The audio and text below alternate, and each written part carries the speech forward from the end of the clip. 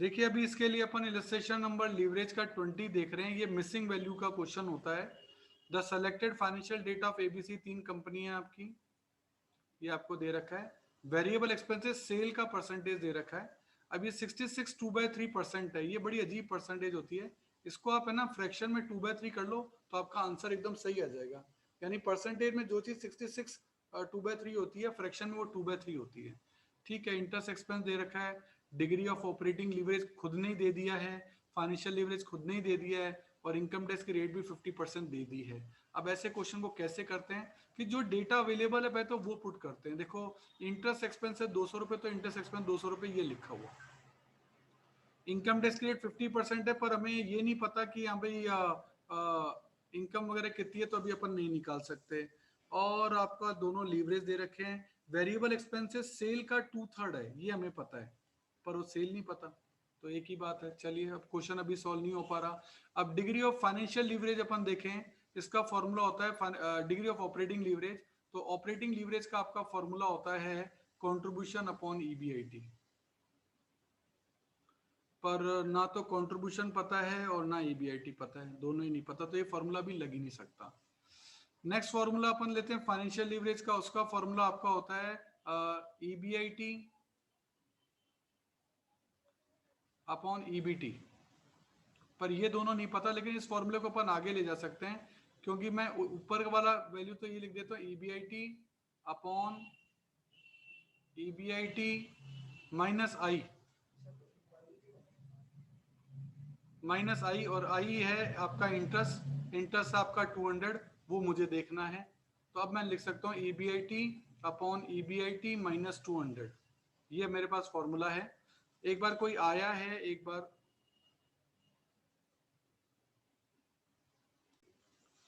तो देखिए upon EBIT minus 200, और ये फाइनेंशियल लीवरेज है। फाइनेंशियल लीवरेज आपको दे रखा है 3, तो ये आ जाएगा 3/1। अब आप क्रॉस मल्टीप्लाई कर दे ईबीआईटी 1 × 1 ईबीआईटी इक्वल्स टू, इसको क्रॉस मल्टीप्लाई करेंगे 3 को ई से, तो 3 ईबीआईटी माइनस 3 × 200 दैट इज 600। अब ये 3 वहां जाके माइनस का 2 ई हो जाएगा, और वहां प्लस का एक 2 ई है ही। तो ये बचेगा प्लस माइनस का 2 ई, और यहाँ माइनस का 600। माइनस से माइनस कट गया, तो ईबीआईटी कितना आ गया 300। तो ईबीआईटी आपका 300 आ गया। ये देखो ईबीआईटी ये रहा 300। अब 300 में से 200 गया तो बचा 100। 100 पे 50% टैक्स लग गया 50, तो बाकी बचा 50। यानी अर्निंग आफ्टर टैक्स तक तो आप पहुंच गए। अर्निंग आफ्टर टैक्स तक तो आप पहुंच गए। एक फॉर्मूला आपका काम हो गया। अब हमारा ये वाला फॉर्मूला भी ओपन हो गया, ऑपरेटिंग लीवरेज वाला। सी अपॉन ईबीआईटी आपको दे रखा है financial operating leverage that is 5। ये आपको दे रखा है 5। कंट्रीब्यूशन हमें पता नहीं, लेकिन ईबीआईटी अब हमें पता है। ईबीआईटी हमने अभी निकाला 300, तो ये आ रहा है 300 इक्वल्स टू 5। तो कंट्रीब्यूशन आपका आ गया 300 इंटू 5 करोगे दैट इज 1500। तो कंट्रीब्यूशन आपका आ गया 1500। ये रहा कंट्रीब्यूशन। अब ये 300 पता है हमको, ये 1500 पता है, तो ये तो बैलेंसिंग फिगर में अपने आप ही निकल गया 1200। ये 1200 तो जो फिक्स कॉस्ट है वो तो बैलेंसिंग फिगर में अपने आप ही निकल गया। अब ये 1500 है, हमें ये पता है कि वेरिएबल कॉस्ट 2/3 है, ये 1 है, ये 2/3 है, तो जो कंट्रीब्यूशन है वो कितना हुआ, वो हुआ 1/3। वो हुआ 1/3। भाई 1 में से 2/3 अगर जाएगा तो बचेगा 1/3, तो ये है 1/3। तो 1500 1/3 है। 1500 1/3 है, इसका उल्टा कर दो 1/3 का 3/1, तो टोटल निकल जाएगा दैट इज 4500। ये आपका 4500 निकल गया।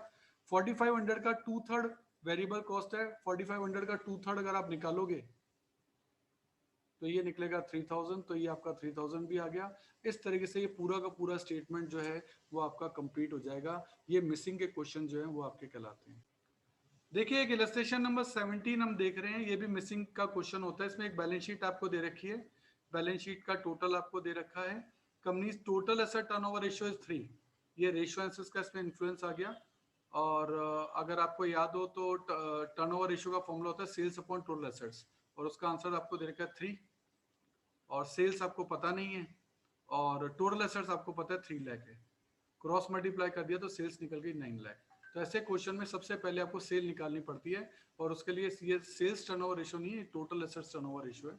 टोटल एसेट्स टर्नओवर रेशियो का फॉर्मूला होता है sales upon total assets, value put करो, क्रॉस मल्टीप्लाई करो, सेल्स निकल जाएगा। अब आप क्वेश्चन को नॉर्मली चालू कर सकते हो। सेल आपको दे रखी है 9 लाख, यहाँ आपको कहता है वेरिएबल कॉस्ट है 50%, तो 9 लाख का 50% 450, कंट्रीब्यूशन बचा 450।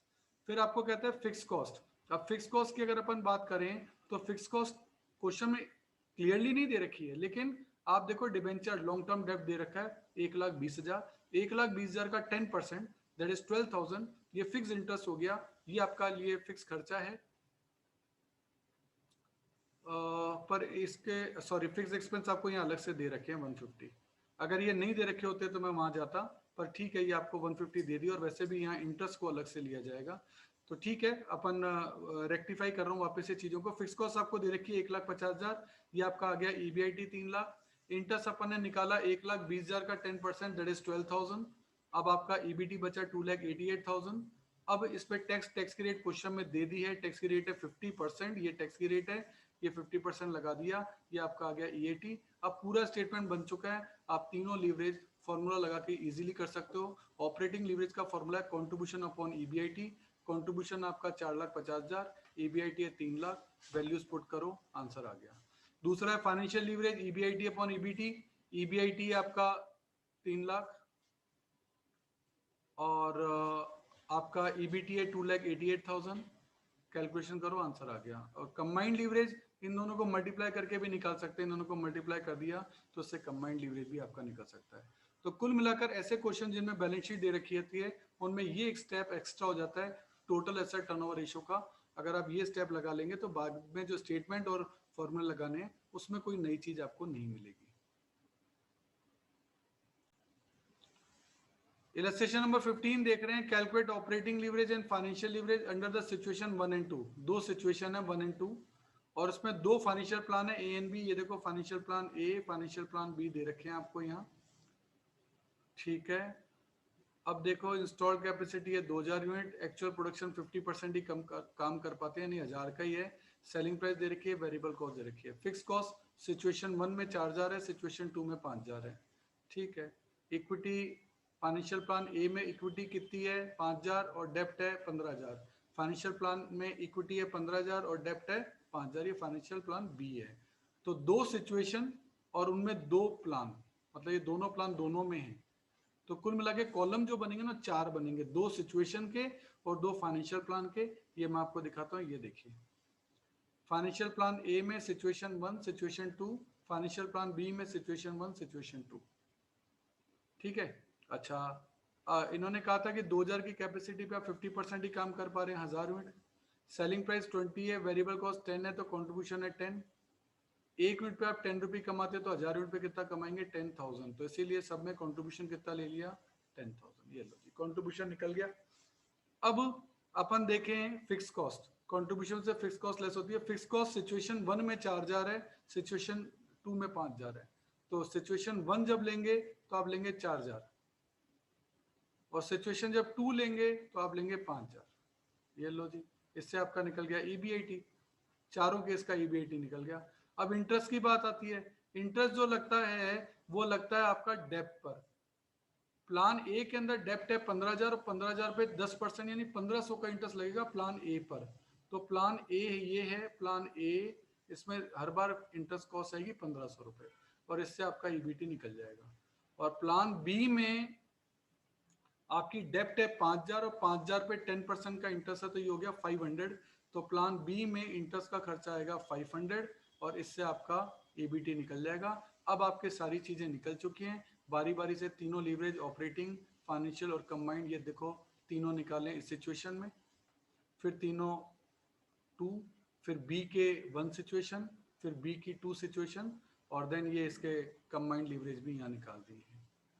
तो मेन बात है यहाँ 4 कॉलम का जो स्टेटमेंट बनाना है ना, दैट इज ए इशू। एक सेकेंड यार, क्या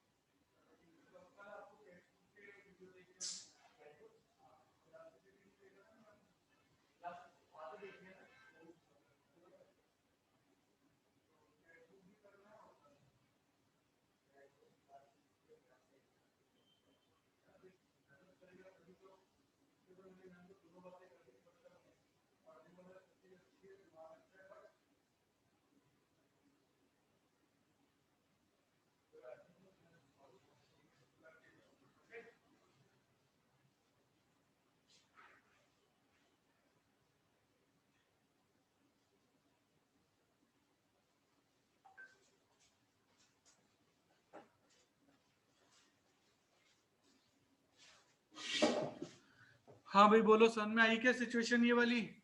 सर रिकॉर्डिंग ऑन है अभी। सर मुझे ये समझ में नहीं आया।